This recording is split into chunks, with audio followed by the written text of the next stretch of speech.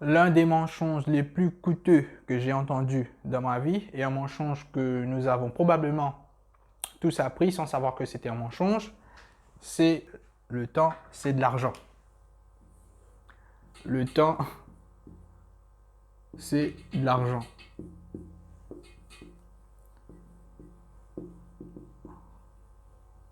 Le temps, c'est de l'argent. On l'a tous entendu, le temps, c'est de l'argent, le temps, c'est de l'argent, le temps, c'est de l'argent. Mais c'est un mensonge. C'est un mensonge. La vérité, comme l'a dit Jim Rohn dans l'une des citations, c'est que le temps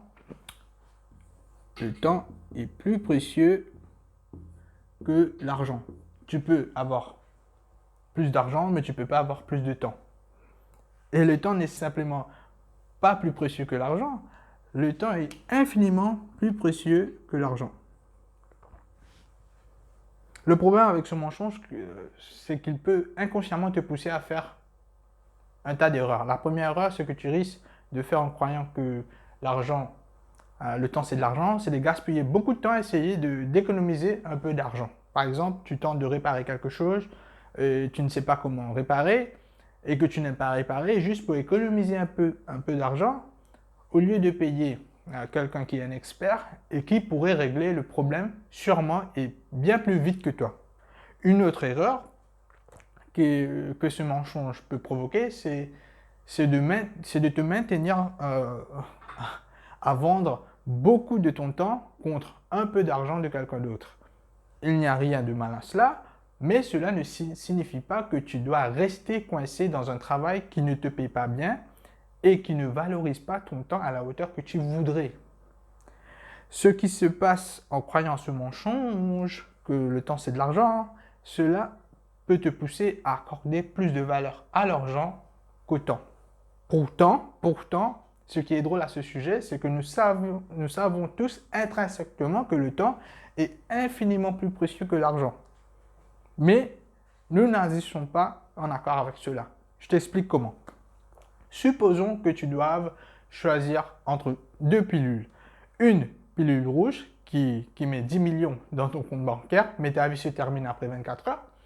Tu n'aurais donc qu'une journée à vivre, ou une pilule bleue et ta vie continue normalement sans que tu saches quand elle se terminera, même si tu pourrais mourir le lendemain ou la semaine prochaine dans un accident de voiture, mais tu ne sais pas quand ta vie se terminera. Quelle pilule prendrais-tu? Je suis sûr à 100% que tu prendrais la pilule bleue parce que tu accordes plus de valeur à ton temps sur Terre qu'à l'argent. Le temps est donc infiniment plus précieux que l'argent. Et nous devrions utiliser l'argent pour racheter du temps et non l'inverse.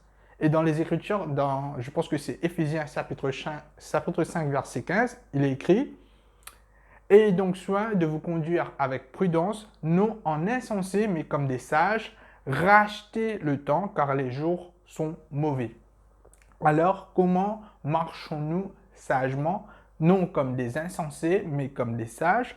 C'est en rachetant notre temps, car les jours sont mauvais. Mauvais, ici, dans ce contexte, signifie difficile par nature. Les Écritures nous disent donc de marcher avec sagesse et de racheter notre temps, car les jours à venir seront difficiles si nous ne le faisons pas. Car quelqu'un qui n'a peut-être pas tes meilleurs intérêts à cœur pourrait racheter ton temps. Oui, quelqu'un pourrait racheter ton temps. Alors, qu'est-ce que tu comptes valoriser?